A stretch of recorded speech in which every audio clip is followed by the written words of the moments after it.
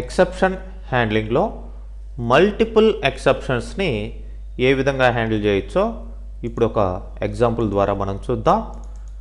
మరి ఇక్కడ single exception statement కాకుండా మల్టిపుల్ ఎక్సెప్షన్ స్టేట్మెంట్స్ మనం ఇవ్వాల్సిన అవసరం ఉంటుంది. ఫర్ ఎగ్జాంపుల్ ఇక్కడ ఏ బి అనే దాంట్లోకి 2 వాల్యూస్ తీసుకున్నాం.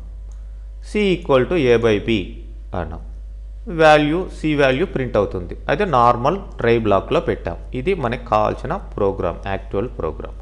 మరి దీంట్లో ఎక్సెప్ట్ అర్థమెటిక్ ఎర్రర్ వస్తే ఏంటి, అట్లానే ఎక్సెప్ట్ వాల్యూ ఎర్రర్ వస్తే ఏంటి. అఫ్ కోర్స్ వాల్యూ ఎర్రర్ అనేది కూడా అర్థమెటిక్లో ఒక భాగమే, కాకపోతే నేను ఇక్కడ డివైడ్ చేస్తున్నాను, దీన్ని సపరేట్గా పర్టికులర్గా మెన్షన్ చేసాం అనమాట.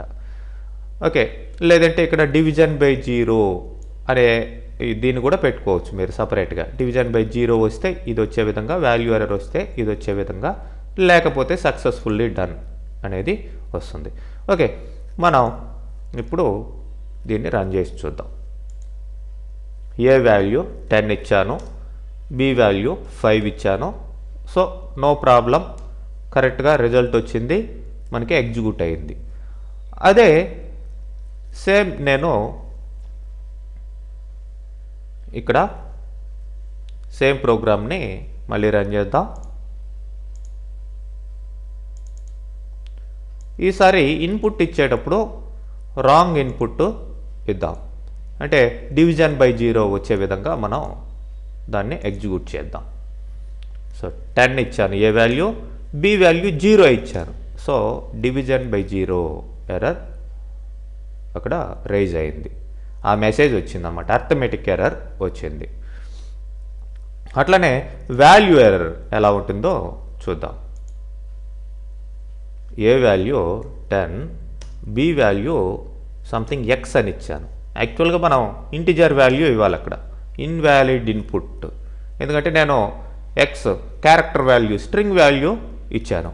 సో ఇది ఎగ్జిక్యూట్ అయింది. ఈ విధంగా ఎక్సెప్షన్ 1, ఎక్సెప్షన్ 2, ఇట్లా నెంబర్ ఆఫ్ ఎక్సెప్షన్స్ మనం ఇచ్చుకునేదానికి అవకాశం ఉంటుంది. అట్లనే నెక్స్ట్ ఎగ్జాంపుల్లో మనం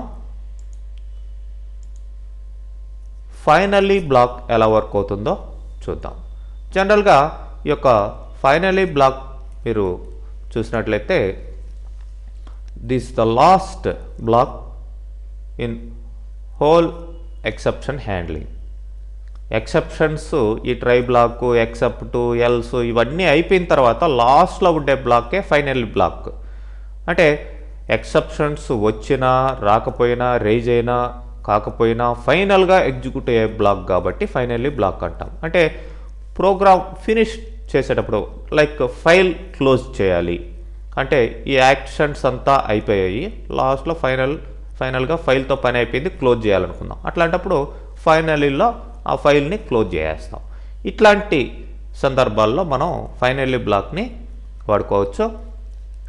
మరి ఇక్కడ ఫైల్ని పైథాన్ అనే ఫైల్ని రీడ్ మోడ్లో ఓపెన్ చేస్తున్నాను.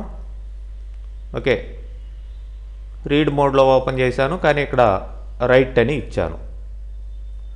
ఓకే,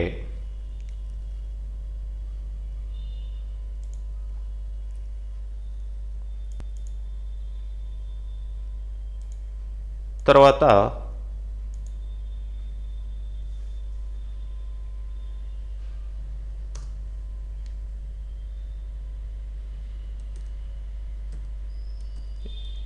ఉంటే ఇక్కడే క్లోజ్ చేద్దాం.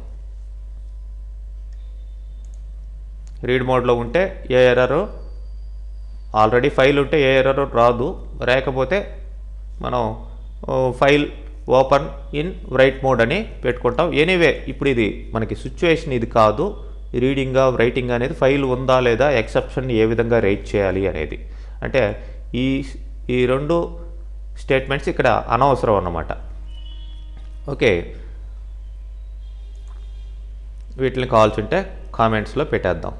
ఫైల్ కావాల్సి ఉంటే మీరు రైట్ మోడ్లో పెట్టి క్రియేట్ చేసుకోవచ్చు. లెంతీ ప్రోగ్రామ్ రాసుకోవచ్చు ఏది కావాలన్నా సరే. మరి ఇప్పుడు ఫైనల్లీ బ్లాక్ ఎలా వర్క్ అవుతుంది అనేది మన సిచ్యుయేషన్. ఓకే, ఫైల్ని రీడ్ మోడ్లో ఓపెన్ చేస్తున్నాను, మరి ఫైల్ లేదు అనుకుంటే ఈ ఎక్సెప్షన్ వస్తుంది. మరి ఫైల్ని క్లోజ్ చేయాలి. ఓకే, రన్ చేద్దాం. Going to close the file అనే మెసేజ్ వచ్చింది. ఎందుకు? ఫైల్ ఆల్రెడీ పైథాన్ అనే ఫైలు ఉంది, ఈ ఎక్సెప్షన్ అయితే రైజ్ కాలేదు. ఇది కాకుండా వేరేది ఇద్దాం.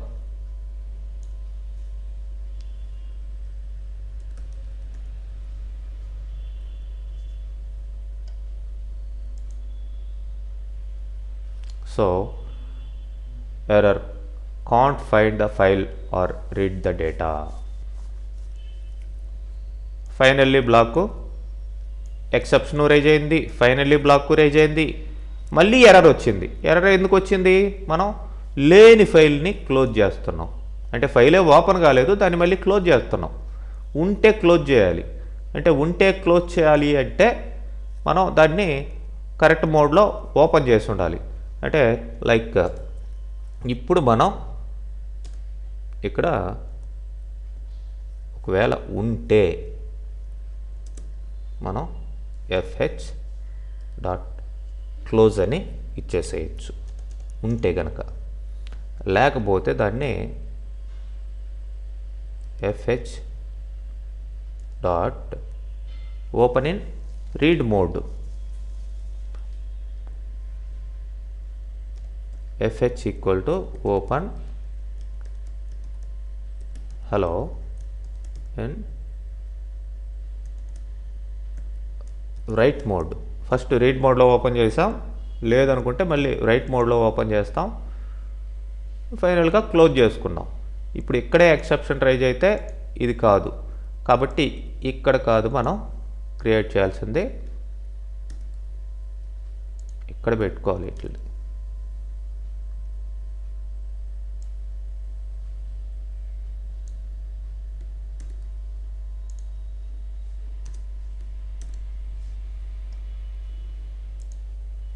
సో ఫైల్ ఉంటే రీడ్ మోడ్లో ఓపెన్ అవుతుంది, సక్సెస్. ఓకే, లేకపోతే ఏమవుతుంది? రైట్ మోడ్లో ఓపెన్ అయ్యి కొత్తగా ఫైల్ క్రియేట్ అవుతుంది, సక్సెస్ఫుల్గా క్రియేట్ అవుతుంది ఎక్సెప్షన్ హ్యాండ్లింగ్లో. ఓకే, ఫైనల్గా రీడ్ అయినా రైట్ అయినా ఇది ఫైనల్గా క్లోజ్ అయిపోతుంది. ఓకే, ఇది మన కాన్సెప్ట్. ఓకే, రన్ చేద్దాం. Okay, can't find the file. Read చేసేటప్పుడు ఫైల్ కనిపించలేదు. Okay, file Python created successfully, I'm going to close the file. ఇదనమాట ఆల్టర్నేటివ్ వేని షో చేయడం అంటే ఎక్సెప్షన్స్ ద్వారా. ట్రై బ్లాక్లో ఫైల్ ఉందా లేదా చూసాం, లేదు కాబట్టి ఎర్రర్ మెసేజ్ని మనమే ఇచ్చేస్తున్నాం. ఇచ్చేసి లేదు కాబట్టి రైట్ మోడ్లో ఓపెన్ చేసాం, ఫైల్ని క్రియేట్ చేసాం, సక్సెస్ఫుల్లీ క్రియేటెడ్. ఫైల్ క్రియేట్ చేసాం, అయిపోయింది. ఇప్పుడు ఫైనల్గా క్లోజ్ చేయాలి. ఫైనల్లీ బ్లాకెట్ కంపల్సరీ అది. మరి ఇప్పుడు ఫైల్ ఆల్రెడీ ఉంది, అది ఇప్పుడు మళ్ళీ రన్ చేద్దాం. Just going to close the file. ఇదంతా ఎందుకు రాలేదు? మనకి ఫైల్ ఆల్రెడీ హలో అనే ఫైల్ ఉంది, రీడ్ మోడ్లో ఓపెన్ అయింది, ఈ ఫైనల్లీ బ్లాక్కి వెళ్ళిపోయింది. ఎక్సెప్షన్ రైజ్ కాల, ఇంత ముందర ఎక్సెప్షన్ రైజ్ అయింది. అదే ఇప్పుడు నేమ్ మార్చి చూడండి, ఇక్కడ కూడా నేమ్ మార్చండి, మళ్ళీ ఈ స్టేట్మెంట్స్ ఎగ్జిక్యూట్ అవుతాయి. ఇలా మనం ఎక్సెప్షన్ హ్యాండ్లింగ్ని ఆల్టర్నేటివ్ ప్రోగ్రామ్ ఇంటరప్ట్ కాకుండా మనం ఆల్టర్నేటివ్ వేని షో చేసుకునేదానికి యూజ్ చేసుకోవచ్చు. ఓకే, మరి చూడండి, హలో అనే ఫైల్ క్రియేట్ అయింది దీని ద్వారా. ఓకే, మీరు రన్ చేసేటప్పుడు ఈ ఫైల్ నేమ్స్ మార్చుకుంటే సరిపోతుంది ఆల్టర్నేటివ్గా. అంటే ఇది ఎట్లా వర్క్ అవుతుంది, ఈ బ్లాక్ ఎలా వర్క్ అవుతుంది అని తెలుసుకునేదానికి అనమాట. నెక్స్ట్ మనం చూసినట్లయితే రైజ్ అన్ ఎక్సెప్షన్ అంటే మనం సొంతంగా ఎక్స్ప్లిసిట్గా ఎలా రైజ్ చేయాలి అంటే ఎక్సెప్షన్ కనబడితే అది ఆటోమేటిక్గా రైజ్ అవుతుంది, సిస్టమే పైథానే రైజ్ చేస్తుంది ఎక్సెప్షన్ మెకానిజం ద్వారా. అలా కాకుండా పర్టికులర్ సిచ్యువేషన్లో మనమే ఏ విధంగా ఎక్సెప్షన్ని రైజ్ చేయొచ్చు అనేది రైజ్ స్టేట్మెంట్ ద్వారా కుదురుతుంది. మరి అది ఎలా వర్క్ అవుతుందో ఎగ్జాంపుల్లో చూసినట్లయితే ఇక్కడ ఒక సింపుల్ రైజ్ స్టేట్మెంట్ వాడా. ఏ ఈక్వల్ టు 10 ప్రింట్ ఏ అన్నాం. ఆడ ఎక్సెప్షన్ వచ్చేదానికి ఎటువంటి సందర్భం లేదు. నేను వాంటెడ్గా రైజ్ స్టేట్మెంట్ ద్వారా నేమ్ ఎర్రర్ అని తీసుకున్నాను. నేమ్ ఎర్రర్ అనేది ఒక క్లాసు, దాంట్లో హలో అని ఇచ్చాను. నేమ్ ఎర్రర్కి నేమ్ ఏంటి, ఏదో హలో అని పెట్టాను. నేనే రైజ్ చేస్తున్నాను. ఇక్కడ ఏ ఎక్సెప్షను రైజ్ కాలేదు, దాని ఆటోమేటిక్ మెకానిజం ద్వారా ఏది రైజ్ కాదు, ఎందుకంటే ఎటువంటి ఎర్రర్ ఇక్కడ లేదు, మనకే తెలుస్తుంది. కానీ నేను రైజ్ చేస్తున్నాను. మరి ఏం రైజ్ చేస్తున్నాను, హలో అనేదాన్ని నేమ్ ఎర్రర్గా. నేమ్ ఎర్రర్ అనేది ఆల్రెడీ ఉన్న క్లాసు, లిస్ట్ ఆఫ్ క్లాసెస్లో చూసినట్లయితే మీకు తెలుస్తుంది ఇంతకు ముందర చూపించిన విధంగా. మరి నేమ్ ఎర్రర్ యాజ్ ఈ అంటే దీనికి ఒక ఆబ్జెక్ట్ని, నేమ్ ఎర్రర్కి ఈ అనే ఆబ్జెక్ట్ని తీసుకున్నాను. అండ్ ఎక్సెప్షన్ అకర్డ్, నేనే వాంటెడ్గా ఒక ఎక్సెప్షన్ని రైజ్ చేశాను, అది హలో. ఓకే, 10 అనేది ఏ వాల్యూ ప్రింట్ అయింది, అండ్ ఎక్సెప్షన్ అకర్డ్ అన్నది అదేంటిది, ఆ ఎక్సెప్షను హలో అనే ఎక్సెప్షను. ఇక్కడ యాక్చువల్గా ఎర్రర్ లేదు, నేను రైజ్ చేశాను. మరి వాంటెడ్గా రైజ్ చేశానంటే అంటే ఇక్కడ శాంపిల్ చూపించాం మీకు, ఎట్లాంటి సందర్భాల్లో రైజ్ చేయొచ్చు అనేది నెక్స్ట్ ఎగ్జాంపుల్లో మనం చూద్దాం. ఇక్కడ మనకి చూడండి, నాకు కావాల్సింది ఏంటంటే ఒక ఫైలు, ఇక్కడ ఇన్పుట్ ఇస్తున్నాను, ఫైల్ నేమ్ని తీసుకుంటున్నాను ఇన్పుట్ ద్వారా. మనం ఇచ్చే ఫైల్ నేము ఎక్స్టెన్షన్స్తో సహా ఉండాలన్నమాట. ఫర్ ఎగ్జాంపుల్ abc.txt, emp.txt అలా ఇవ్వాలి. ఓకే, అలా ఇస్తేనే ఇక్కడ కరెక్ట్ కావాలి. ఇఫ్ fname.డాట్ ఎండ్స్ విత్ .txt అంటే మనం ఇచ్చిన ఫైల్ నేము లాస్ట్లో ఎండ్స్ విత్ అనేది మనం స్ట్రింగ్స్లో చూసాం, దేనితోటి ఎండ్ అవుతుంది, లాస్ట్లో txt తోటి .txt తోటి ఎండ్ అవుతుందా లేదా అనేది చూపిస్తుంది. ఓకే, .txt అని మనం ఇచ్చినట్లయితే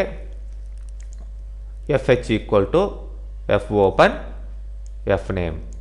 ఏ మోడ్ ఇవ్వలేదంటే అది రీడ్ మోడ్లో ఓపెన్ అయిందని అర్థం. కామా రీడ్ అని కూడా ఇచ్చుకోవచ్చు, బ్రాకెట్లో కామా విత్ ఇన్ కొటేషన్స్లో ఆర్ అని ఇచ్చుకోవచ్చు.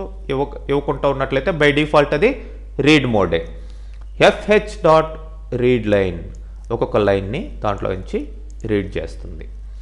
ఎల్స్ అంటే ఇక్కడ txt ఎక్స్టెన్షన్ కాకపోతే రైజ్, నేనే రైజ్ చేస్తున్నాను. ఏమి రైజ్ చేశాను, వాల్యూ ఎర్రర్. వాల్యూ ఎర్రర్కి ఏమి ఇచ్చాను, మెసేజ్ కన్స్ట్రక్ట్ చేశాను, file must end with .txt అనే వాల్యూ ఎర్రర్ని నేను రైజ్ చేస్తున్నాను నా సొంతంగా. యాక్చువల్గా .txt ఇచ్చినా .doc ఇచ్చినా ఏది ఇచ్చినా ఇక్కడ ఇన్పుట్ ఏమి ఎర్రర్ కాదు అది, కానీ మనం చెక్ చేస్తున్నాం అనమాట. .txtనే ఉండాలి అనేది మన ప్రోగ్రామ్, మనం సొంతంగా పెట్టుకున్న కండిషన్. జనరల్గా మెకానిజంలో అది లేదు, కాబట్టి మనం ఇచ్చిన ఇన్పుట్ ఏది ఇచ్చినా కరెక్టే. కానీ ఇక్కడ మనకి ఈ సిచ్యువేషన్ కావాలి కాబట్టి ఇక్కడ ఒక కండిషన్ పెట్టుకొని ఆ కండిషన్ ప్రకారం ఈ వాల్యూ ఎర్రర్ అనే దాన్ని రైజ్ చేస్తున్నాం. ఓకే, ఇప్పుడు ఎర్రర్ లేనట్లయితే మనకేమవుతుంది, ఫర్ లూప్ ద్వారా ఆ యొక్క ఫైల్లో ఉన్న మ్యాటర్ అంతా ప్రింట్ అవుతుంది. ప్రింట్ line.strip అంటే స్ట్రిప్ అనేది లైన్ బై లైన్ న్యూ లైన్లో ప్రింట్ అయ్యేదానికి ఫర్ లూప్ ద్వారా ఇక్కడ దాంట్లో ఉన్న మ్యాటర్ అంతా ప్రింట్ అవుతుంది. మరి ఎక్సెప్షన్స్ ఇన్పుట్ అవుట్పుట్ ఎర్రర్ వస్తే, అంటే ఫైల్ ఉన్నా లేకపోయినా కెనాట్ రీడ్ ద ఫైల్ అనే మెసేజ్ వస్తుంది. ఫైల్ ఉంటే, ఫైల్ లేకపోతే cannot read the file, IO error. అట్లనే వాల్యూ ఎర్రర్, ఈ కండిషన్ మీట్ అయితే వాల్యూ ఎర్రర్ ఇక్కడ రైజ్ చేసాం, బ్యాడ్ ఫైల్ నేమ్ అని వస్తుంది. మరి ఇప్పుడు మనం చూద్దాం. F5 ఇప్పుడు నేను ఫైల్ నేమ్ విత్ ఎక్స్టెన్షన్ ఇక్కడ అడుగుతుంది. నేను ijk.doc అని ఇచ్చాను. Bad file name, file must end with .txt, కంపల్సరీగా txt అనేది ఉండాలి. ఓకే, మళ్ళీ రన్ చేద్దాం. ఇప్పుడు xyz.txt ఇచ్చారు. మరి xyz.txt ఉందా లేదా, ఉంటే అక్కడ కరెక్ట్గానే ఏబీ ఎర్రర్ రాలేదు కాబట్టి ఎక్కడో ఉండాలి xyz.txt అనేది.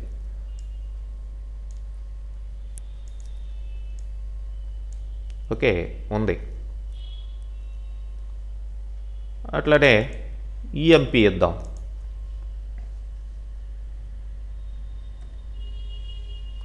emp.txt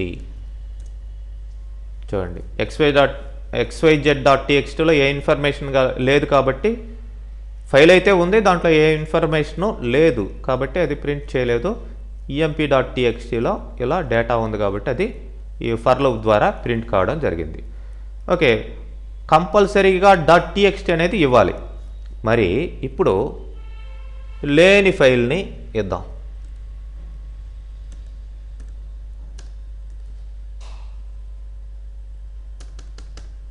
hi.txt అనేది ఎక్స్టెన్షన్ కరెక్ట్గానే ఇచ్చాను, బట్ ఫైల్ అయితే లేదు.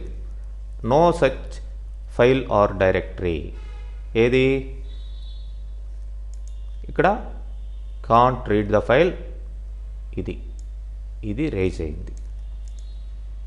ఆ రైజ్ అయినప్పుడు వచ్చిన ఎర్రర్ మెసేజ్ని IO ఎర్రర్ ఈలోకి తీసుకున్నాం.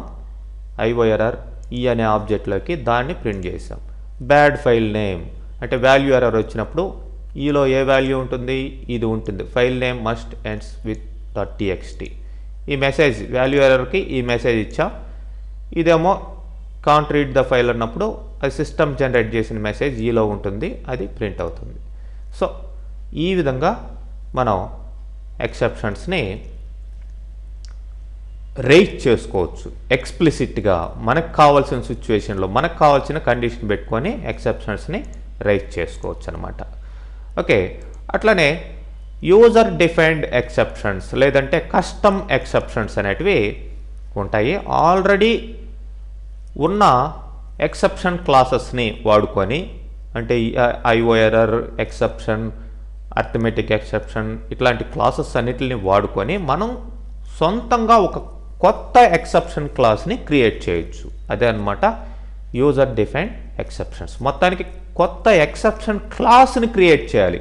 మరి క్లాసెస్ అనేటివి నెక్స్ట్ కమింగ్ సెషన్స్లో వస్తాయి కాబట్టి క్లాసెస్ని ఎలా మనం యూజ్ చేసుకోవాలి, వాటి ద్వారా ఏ విధంగా ఎక్సెప్షన్స్ క్రియేట్ చేసుకోవచ్చు అనేది తర్వాత కమింగ్ సెషన్స్లో చూద్దాం.